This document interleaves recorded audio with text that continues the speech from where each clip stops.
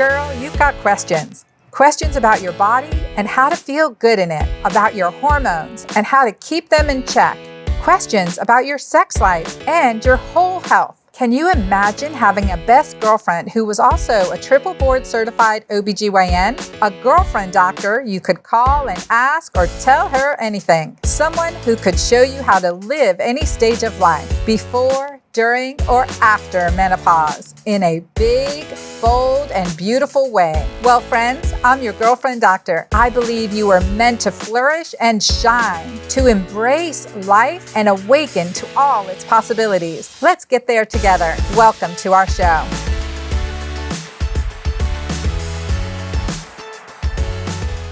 Well, hello, everyone, and welcome back to the Girlfriend Doctor Show. I am Dr. Anna Cabeca, the Girlfriend Doctor, and I want to just check in with you.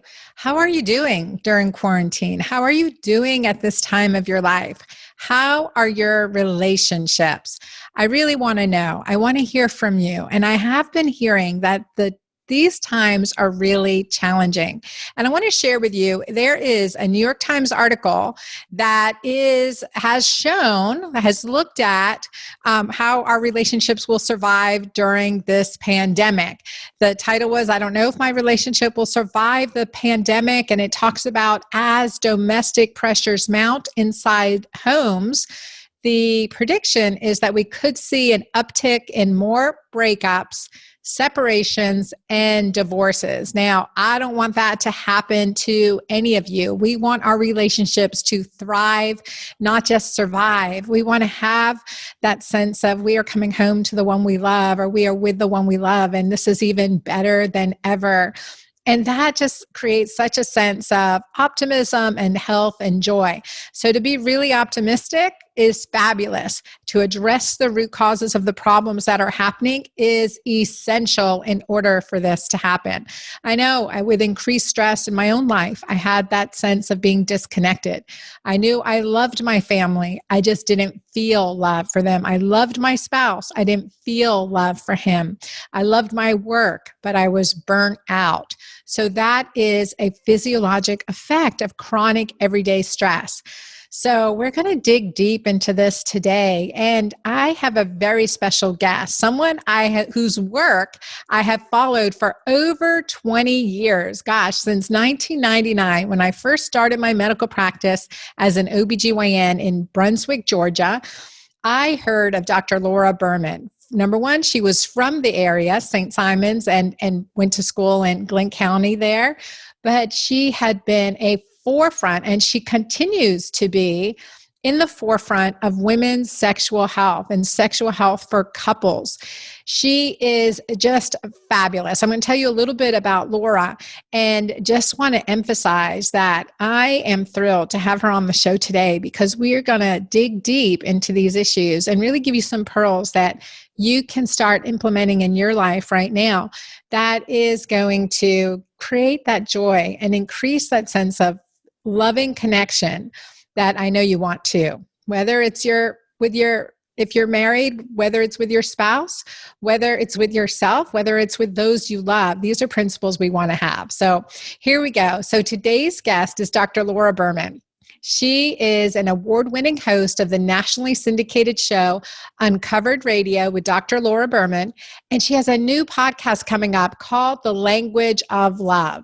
She's been honored with a Gracie Award for Best Talk Radio Show Host and was recently named one of Radio Inc.'s most influential women in radio. Dr. Berman is also a best-selling New York Times author of 8 books, and she's hosted and starred in several television shows, including Owns in the Bedroom with Dr. Laura Berman, The Dr. Laura Berman Show, and Sexual Healing on Showtime. She is definitely a well-loved and regular expert on love and relationships on TV, radio, and written media, and is on the advisory board of the Dr. Oz Show. She is married and the mother of 3 sons and 2 dogs. And when I was struggling in my medical practice, trying to find solutions for sexual health in women with breast cancer, way back in 1999, Dr. Laura, her resources were essential for me broadening my understanding outside of what was in my doctor's bag. And from there, her pearls and her wisdom has just really helped me in my own life, as well as so many of my patients. So for that reason, and for so many more, I'm thrilled to have her with me on the show today. So let's bring in Dr. Laura Berman.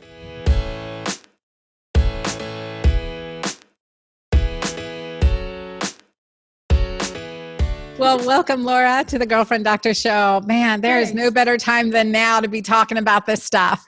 Absolutely. It's a thing right now, for sure. A lot of stress on a lot of people, especially relationships. So what are you seeing now in your clinical practice and working with clients who are struggling with pandemic stress, and how is it affecting, how are you seeing it affect their relationships? I'm definitely seeing it affect the relationships for sure. I think it's really been interesting because, when we can't go outside, which for many of us, we can't or couldn't or haven't been able to, you end up going inside. And what I see happen, and I've been, obviously I'm always watching relationships. I drive my, it's kind of a joke with my husband, because when we used to go to restaurants, we would be sitting there looking at the menu. And then after 5 minutes, he'd be like, okay, tell me. And I'd be like, okay, those two are on their first date. Those two are arguing because his daughter doesn't, I've analyzed every relationship in the room. I just can't help it. And so I notice, right? And I'm hearing things from my clients and from online and everything else, from people. So what I see is that, there's been so long for so many couples where they just haven't been happy, but they're happy enough. There are issues in the relationship, but they can sweep them under the rug. There are ships passing in the night. They're so freaking busy that whatever issues were in their relationship are in the back of their mind, because they're just trying to keep afloat and keep the kids taken care of and run all the errands, and they're flopping and collapsing into bed, and they're just in survival mode. Yeah. Or they're focusing so much on the next thing. Like, what's the big trip we're going to take? What's the next thing we're going to do? So they focus, instead of focusing on the here and now, what's going on in the relationship, they're focusing on the fun they're going to have. Well, the pandemic took all of that away, right? You can't run all over the place. You can't be ships passing in the night. You're stuck in the house together, sometimes in a one-room apartment, for God's sake. And you're scared about finances, about health, about the politics, about the state of the world. And you are struggling in your relationship. And now it's like right in your face and you can't run from it anymore. And that is a problem, but it's also a blessing, because it's not like those problems weren't there. You were just running from them.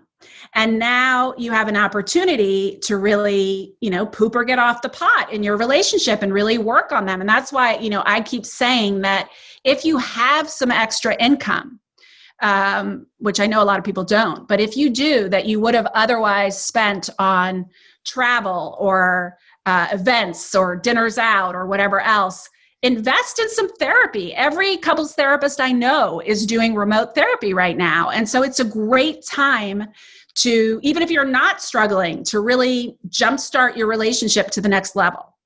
Well, and this is the reality, right? It is affecting every couple at some level, right? And I would say it's the exception that's like, oh my gosh, goody, we get to spend 24/7 with each other. Yeah. I don't know.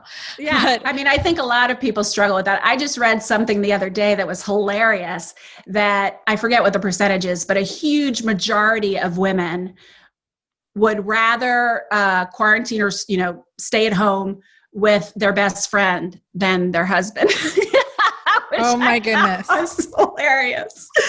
Oh my goodness. That reminds me with when I first studied, the anthropologic differences between men and women in relationship, is that you cannot expect a man to be a hairless woman or a woman to be a hairy man, right? They're just not going to be the same as you. So now how do we reestablish that connection, that love connection, and also a really big issue, keeping sex life alive and exciting? Yeah, that's the other thing we're finding, that you would think when people are stuck at home together, they're having lots of sex, but the opposite is true. And the reasons are obvious to me, right? You're stressed. And certainly for women, any kind of stress is going to, put your sex drive in the tank. Yes. Yep. Totally. But chronic stress starts, this better than I, starts to affect your hormones and your testosterone, which is that hormone of desire, right? And For men, what I think is really always thought was so interesting, kind of makes sense. But for men in general, I'm generalizing, of course, heterosexual men in particular, but any man, stress doesn't seem to affect their libidos except for financial or work-related stress, because that kind of is like, my theory about that is that that's like the seat of their masculinity. Men are in our, whether we like it or not, so much of who they've always been is what they do in the world, and when that's at risk, and that's not really most women's sense of self, it's part of it, but not a core principle. And so when that's at risk, it really affects their sex drive. So this is a time where we're having both men and women under the kind of stress that is going to destroy their sex drive. Plus, they have kids at home. They're exhausted. If they had caretakers before, they don't now because they're social distancing, and the kids are homeschooling and they're having to deal with homeschooling them. So give yourself a freaking break, first of all. Right. Okay. Right. And second of all, I have found that there are a couple of things any couple can do, whether they're struggling or not, if you want greater intimacy, greater connection, and to build desire. Want to know what they are? Oh my gosh, please tell me. I'm taking notes here. Okay. So the first thing I would say, and let's just make these little prescriptions. Okay. So the first thing I would say is commit to spending 15 minutes twice a week alone after the kids are in bed or busy watching cartoons or whatever else, 15 minutes with no technology other than maybe a little bit of music, talking, kissing, and cuddling. And that's it. No sex, nothing more than kissing and cuddling. And you're not allowed to talk about any logistics, not about the kids, diapers, money, like no logistics. And some couples actually need conversation starters or, that's fine, whatever. But 15 minutes twice a week.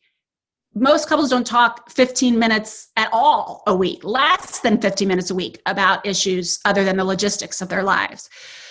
That is a key part. And what I find in particular for women is when the pressure is taken off and they can start to connect with their partner in a romantic and emotional way, and they're having this sensuality of kissing and cuddling and cherishing and that kind of thing, it really helps to build desire and connection, which is key to desire. The second thing is appreciation. So both of you, and if you want to experiment, your partner doesn't know you're doing this, go ahead. You can just do it alone. But 5 genuine expressions of appreciation a day, even for things that partner is, always supposed to do, like take out the trash or give the kids a bath. You have your roles. Wait, 5 a day? Can we just start 5. with one? No. All right, 5. Okay, got it. Because I'll tell you why. Tell me. Because what most of us do, especially when under stress, is we're attaching to stories about our partner. He's selfish. He doesn't value what I do. We're having all these stories, especially when we're stuck at home together and, all this pressure is building. And, whatever story you have, you're going to find evidence for, right? So, if I were to say to you right now, and I won't waste the time doing this, but if I were to say to you, take 10 seconds to look around the room and notice everything brown in the room. And then I'm going to ask you, focus on what's brown. And then I'm going to ask you to list it. And then you come back and I say, okay, now tell me everything green in the room. Right? You weren't looking for green. You were looking for brown. And that's how our minds work. We look for evidence to support our beliefs. So what happens when you start looking for things to appreciate, and if, it's stressful to think of 5 things to appreciate, you ain't looking, right? So once you start looking for things to appreciate, now your lens is different. Yes. And you're also shifting the energy between the two of you. And if you are in a relationship with a man, there is nothing more important, because all a man really wants, a heterosexual man, and probably, now that I think about it, a homosexual man in a relationship too, is to have, if they have a healthy libido, to have a sexual partner who desires them and is into them, and to feel like they're doing a good job in the relationship. Like that's all they need. We're so much more complicated. We And are. so, We are. That is and such an important piece, just that to emphasize that they are doing a good job in the relationship. Like yes. And they are on. if you Yes. give them I mean, and there's an art to appreciation. And my husband has been always my guinea pig, but like, he does all my business, deals. He comes from that background. So any company I'm working with or project I'm doing, he does the contracts or whatever. And, when we first got together and he was doing this, he would say, oh yeah, I worked with those people. It was really complicated, as and I finally got the contract done. And I'd say, great, thank you so much. That's a kind of appreciation, but that's not really the art of appreciation. What I learned along the way is, the best kind of appreciation that really lands is about our relationship. So if I say to him, when he says something like that, yeah, God, I know you worked so hard on that. They were really difficult. And I feel so grateful that not only do you take on the stress and the logistics and everything else, but that you're so good at it, you're so committed to it, and it makes me feel so safe and loved that someone who I trust and who has my back so completely is the one doing the negotiations, and I feel so lucky to have you. Wow. I can feel that. What a difference, right? It's a huge difference. Huge. And even if he took out the trash, which he often doesn't do, but let's say he did it every night, right? Okay. And that's just what he does. I could in most cases, we just ignore it, because that's just what he does. And Lord knows I made dinner, so he can take out the trash, right? But instead you can say, thank you so much for taking out the trash. I so appreciate that I don't have to deal with the leaky, stinky bag, and I don't have to go out in the freezing cold. And, I can always count on you when I'm cleaning the kitchen to know that the trash is out of there. And I just love it because it makes me feel like we're a team. Thank you. Right? Yes. So appreciation, kissing and cuddling for 15 minutes, and a sex date. Ooh, okay. Because most of us feel like sex is supposed to be spontaneous because that's what happens in the beginning of the relationship and, also in the movies. But in a long-term relationship, and especially if you have kids, if you are waiting for sex to happen spontaneously, you're waiting a really long time, probably forever. So if you can't wait till you feel it, right? You can't wait till you feel it. And in particular, during this time when people's libidos are lower, and when we're talking about women and girlfriends and that kind of thing, what I find is pretty much, unless she has horrifically low libido or pain during sex, if it's just low libido where, your average low libido, what most women say is, yeah, I would rather be doing something else on my to-do list or, watching Bridgerton or whatever else. But once I get started, I enjoy it and think, we should do this more often, And so I think it's really important to source your desire from a place other than spontaneous horniness, from a place of nurturing your relationship. Loving your partner in a language that really lands with them, expressing your love, even promoting healthy blood flow. I mean, whatever motivation you need, it probably during this time, and if you're over 35, it doesn't always easily come from spontaneous horniness and that physical need. So that's natural. Now, when you schedule sex, that's something that you can count on. Mm-hmm. And that you can wrap your head around. It's not like all of a sudden you weren't at all in the mood and your partner approaches you. It's coming on. It can be a different time every week, but Thursday night, right? Yeah. Then Thursday you kind of shave your legs. You're prepared for it. It's coming. You're flirty text. That kind of thing. Yeah. So I think a sex date is super important as well. And so I would say those three things, if you just did those three things, you will be shocked at how much your relationship changes. Those are powerful. That's really powerful. And it reminds me, so much of what you said, there's certain principles, right? Understanding, honoring the differences between men and women, really identifying their love languages. And I'm excited about that. I know you've got a great podcast coming up, The Language of Love. Yeah. And after this episode, we have Gary Chapman, author of 5 Love Languages. So we really want to dig in and listen, continue to listen in to develop our love language. And hear and listen to the love language of our spouse and communicate that. But way back when I was having relationship troubles in my marriage, and my hairdresser of all people, just a very wise woman, said, men need three things. They need to be put on a pedestal, they need a good job, and they need sex. And so that authentic appreciation, that is paramount. It's not just sex, right? We need so much more. And for women, Yes. there's, we'll throw the list is 80 items long, but at least. It's true that, but for us, appreciation is important as well. Yes. But it's also, I would say if it's not as high on the totem pole for women. What's most high for us, or equal to appreciation for men, I think, is investment in the nest.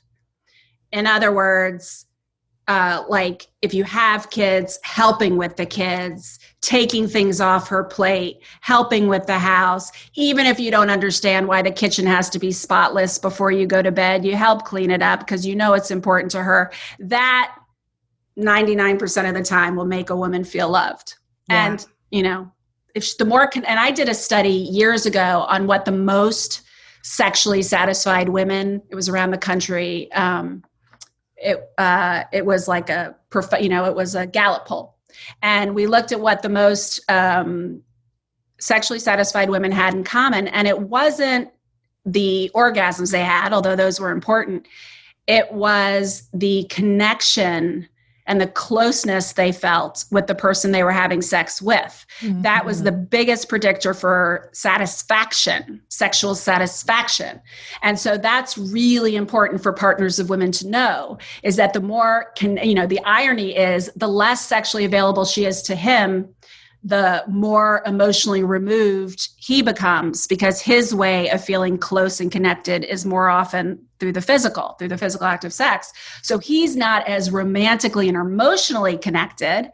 And then she's that much less interested in sex. And then he withdraws even more. And that's when you have what I call the sex romance stalemate, Mm-hmm. So guys need to know that romance, which I know is a big word that means something slightly different for every person, but connecting emotionally with your person, her in particular, is really important for sexual interest and satisfaction. And for her to want it again and again and again, mm-hmm. right? To be mm-hmm. receptive. I agree. I would say to guys, something that takes 2 minutes, like after sex, that intimacy, mm-hmm. that connection, that communication, and just really that time to be there, be present before you roll over and go to sleep because the oxytocin made you sleepy. Yeah. I call that trip to pee-pee. That's my nickname. It's like tryptophan, like turkeys. Although I read that doesn't work so well, but tryptophan, that is. But it is like that. It makes you sleepy. And connecting afterwards and connecting, I'm always saying, one of my favorite things to explain to couples, heterosexual couples, is that, if men are a microwave oven, meaning they can go from 0 to 60 sexually with desire, with interest when the opportunity arises, women are like a slow burning stove. And it works so much better if you keep her at like a 20 and then she can easily move to 60, right? But it's really hard for us to go from 0 to 60. And the way you keep her at a 20 is through that emotional connection. Mm-hmm. Really connecting to her in a way that lands, supporting her in a way that lands, keeps her feeling connected and attuned and like you care and that you're invested. And that makes her want to have sex with you, assuming she doesn't have like no testosterone or pain or something like that. Right. Now, Laura, with this, issue, I know I have many clients that have had look, they want to have sex with their husband or partner, and they are like, okay, well, he's like dead as his libido is shot. Like I'll walk by him, try to do something, and he's not getting the hint. So what do you say to her when she's having that problem? Well, it's interesting. I find, so if the guy is, this is not what I'm saying now statistical, but it is absolutely my anecdotal experience working with as many couples as I have.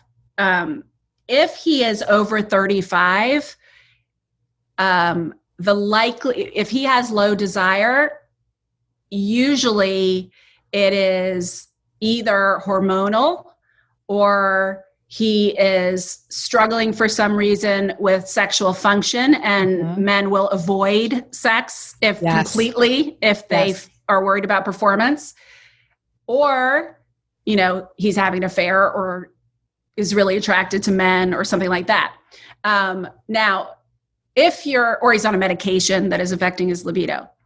But it is less likely, I find, for guys over 35 to lose their interest in sex for more emotional reasons other than financial stress, which I mentioned earlier. Now, if you're under 35 and raised in families like most men were under 35, where, it's more okay to express your feelings and more emotionally aware and emotionally intelligent than maybe, I'm generalizing, but maybe the over 35ers are. Then if he has low libido, it could be all of those things, but you also want to equally explore and weigh, not that you wouldn't explore it with someone older, but you want to really explore the emotional piece.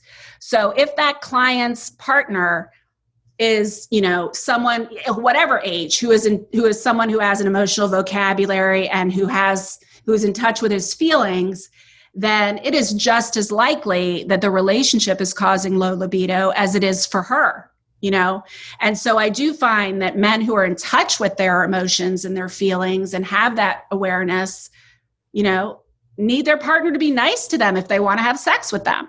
It's the same as women. And so what I would say, appreciation practice. Yeah. And so what I would say to women, if he's not interested, is have an explicit conversation. Don't just go skipping by him, and hoping he'll take the bait. Don't be mean about it, like be loving and caring, but and positive, but say, I have noticed that our sex, I really miss having sex with you. And there have been a couple of times that I've almost kind of asked you or initiated or flirted with you, and you didn't really get the hint, and then I got scared that you weren't really interested, and I just wanted to check in with you about what's going on or how you're feeling, and then you can start to look at solutions for that. I love that. And I really think that what you said, be positive, be kind, be open, be authentic, honest, all those things, be gentle, because there's no area I think that I've ever seen in a man or woman that is more vulnerable than our sexual lives and his sexual intimacy. They're so vulnerable. We can be so hurt from this. And you have a great course too on sexual healing. Yes. Will you talk about that? It's at drlauraberman.com, right? Yeah, it's right there on the top of the homepage of drlauraberman.com. It's something that I did with a spiritual teacher named Teal Swan, who's a good friend of mine who works a ton with trauma. And the course is basically the two of us demonstrating, so teaching you the process of moving through your trauma, but also demonstrating with these three very brave women who, wanted to work with us. And so we took them through the process, and it was so and you see them go through the process, and it was so unbelievably powerful. I almost wanted to make it into a TV show, but because it could just not because it was so entertaining, but because it was so powerful, and you're kind of watching this transformation of these women, really stepping into their vulnerability and healing. But what we're seeing is that a lot of people are struggling with PTSD right now. Yes. And not that they're not always struggling, and people are always struggling with post-traumatic stress, but this time in our history, with everything going on and all the animosity and all the fear and all the anxiety and being trapped inside and everything else, AOC just talked, as you probably know, on her, she did, I think, a Facebook Live or something where she shared that her trauma in the Capitol when they were barged into the Capitol, that her real trauma was PTSD because she had been sexually assaulted earlier in her life. And she came out and talked about that, which I think is so important, because the more that we talk about it and bring it out of the shadows, which the Me Too movement and everything else has helped to do, the more we take the shame away, because there is no shame in this. And the more likely we can heal, because there is healing available. And, the stats a few years ago were that 30% of women and 15% of men report having had sexual trauma or abuse. Those are just the people that report it. Right. It's significantly more. And if you add in, little T trauma, as I call it, as opposed to big T trauma, like your grandfather, God forbid, molesting you every Sunday, that would be a big T trauma, right? Little T trauma would be, like my dad, for instance, just talking, this is the first example, leaving a Cosmo article on my bed when I was 14 about how to perform oral sex. Oh my goodness. Okay. That would be a little T trauma. Okay. But a trauma, A trauma, right. I mean, it leaves a mark. It leaves a mark, and it leaves a perception, and it wasn't just one isolated thing. These, usually the little T traumas are not just one thing, but they add up. And so I think people are understanding trauma more and more, and like, okay, maybe that wasn't normal. Okay, maybe that did affect me. And now the key is in taking the shame away, because when you step forward and speak the truth of what happened, and any of the women in the Me Too movement will tell you this, once shame is exposed to light, it evaporates. And once you bring it out into the open, so much of that heaviness starts to, doesn't solve everything, but it really makes a difference. And it's that opening up, right? Being honest with ourselves. And it's that, that sense of awareness. And that too, we are not to blame, right? Never. We are innocent in this. And that just is a really powerful realization. We're not alone. And, having someone to talk to about it that feels like a safe space, right? A safe space to land, and just starting to communicate so that story is outside of you and no longer held so tight in a dark corner or dark crevice, which I believe all of this really starts to be exaggerated, and explosive during menopause, during the menopause transition. Because I've seen it too. I've experienced it. Yes. In my perimenopausal transition.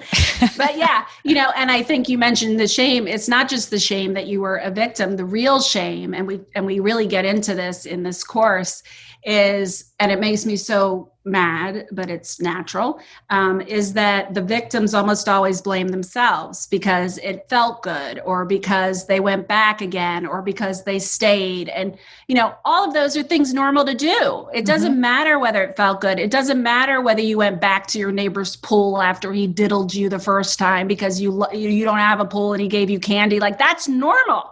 You were a child, or even if you were an adult and, attacked or molested or assaulted and it felt good, that's normal. Those are sexual organs. Women, this is crazy, but women actually, they've been able to measure that women who, I don't know how they measure this, but women lubricate when being raped. Right.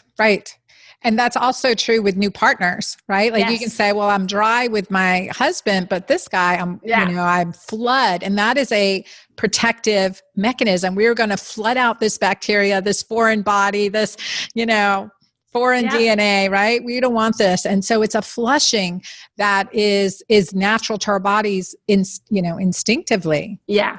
Yeah. So I think powerful, it's so important. Powerful point. Not to internalize your abuse or assault as being your fault. That's to me, one of the biggest hurdles to healing. I'm so glad you're doing this work. I love all the work you've been doing. I told our audience in the intro that way back in 1999, when I first moved to St. Simon's Island in Brunswick, Georgia, I had a client, she came into my office with a history of ductal carcinoma in situ and sexual dysfunction. She was 63 and she said, Dr. Anna, I'd rather die than live this way. Help me. And her doctor at Emory said, no hormones, no estrogen.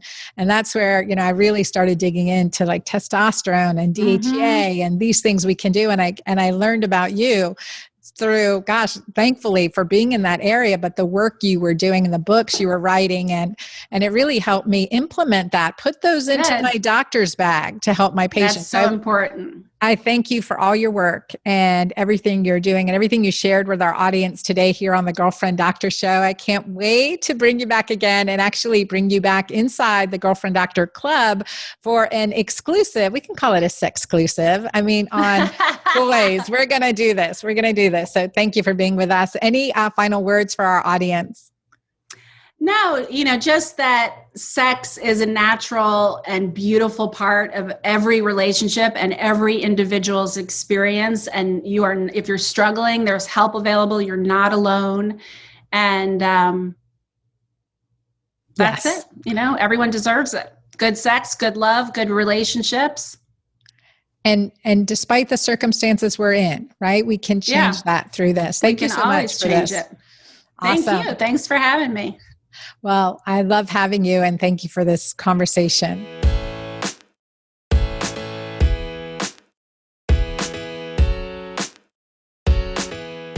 Hey everyone, the Girlfriend Doctor Club is on fire, and I've got some special surprises for you in February, exclusives and exclusive content that you will get nowhere else. So I'm super excited. In the Girlfriend Doctor Club, we started off January with our Keto Green Reset, doing our Keto Green 16 based off the menu and principles in my book. And really the transformations, the energy, the vibrancy that I'm seeing is just so powerful. So I don't know about you, but let me tell you right now at the end of January, beginning of February, I am more pumped up than ever. And so in February, we have exclusive interviews that I'm sharing with you, like with Dr. Laura Berman, who you may have seen on Dr. Oz or Oprah many, many times. Well, she shares a little bit about how we can improve our pleasuring, and we have an intimate discussion of sex toys. Very interesting.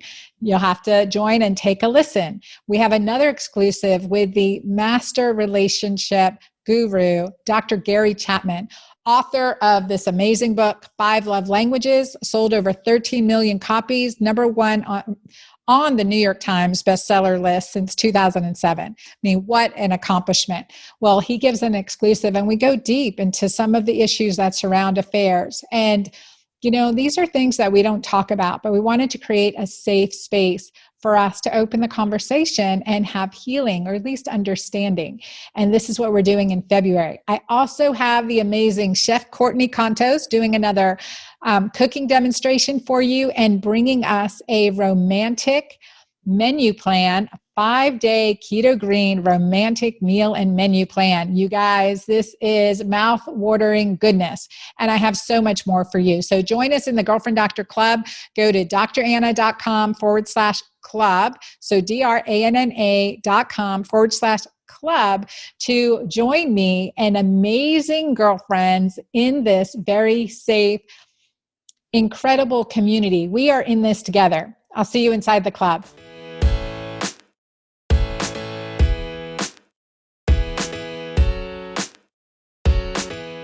Wow, girlfriends, that was a powerful interview with Dr. Laura Berman. Again, her website is drlauraberman.com, and check out that sexual healing. I mean, we all have areas in our past that may need excavation, and having the expert guidance of Dr. Laura is amazing, is truly amazing.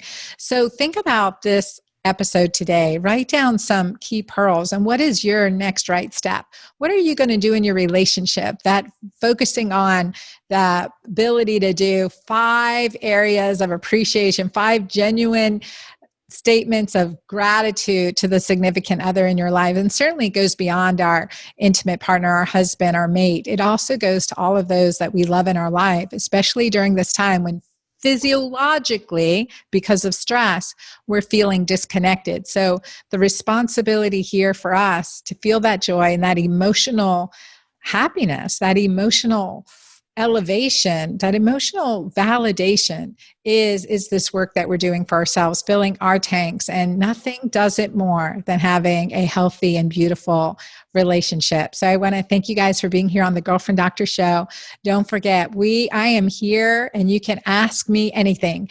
There is no such thing as TMI. So go ahead to my website at dranna.com, go to the show page, and there is a place where you can write me your question, and I want to read them. I'm addressing them and bringing them up in these conversations with these amazing experts. So be sure to do that and share this episode with your friends, your loved ones. Be sure to rate it wherever you're listening to, whether it's on YouTube or iTunes, iHeartRadio, Podcast Addict, wherever you listen. And I want to thank you for doing that, because that does help us grow in influence and bring this information to everyone who needs it. So thank you for being here. Till next time.